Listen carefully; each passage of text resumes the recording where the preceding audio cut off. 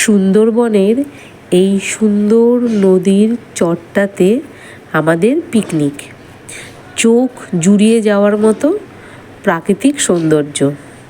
এদিকে দেখো প্রদীপবাবু আর পার্থদা গভীর আলোচনায় মগ্ন, তবে কিছুক্ষণের জন্যেই, কারণ তারপরেই পার্থদা, প্রদীপবাবু আর আমার দিদি রান্নায় ব্যস্ত হয়ে গেছে, পিকনিকের রান্না।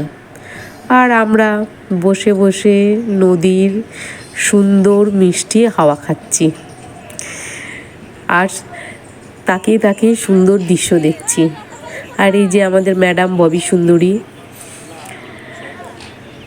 সবাই বসে বসে থাকতে থাকতে আমাদের কোনো কাজ নেই, দেখো শুয়ে পড়েছি, শুয়ে শুয়ে গান শুনছি। আর ববি ফোনে ব্যস্ত, অপর্ণাদি নিজের কাজে ব্যস্ত। আর তার মধ্যেই চলে এলো আমাদের প্রথম স্টার্টার, বড় বড় গলদা চিংড়ির ফ্রাই। আর কি সবাই হামলে পড়লো গলদা চিংড়ির ওপরে, তবে এটা ফার্স্ট রাউন্ড। আর পিকনিক হলে যেটা হয়, নাচ গান তো থাকবেই। শেষের দিকে সবাই একটু নাচ গান না করলে আর পিকনিকের মজা আসে। সবাই একটু আনন্দ করে নিল আর দিনটা আমরা খুব মজা করে কাটালাম।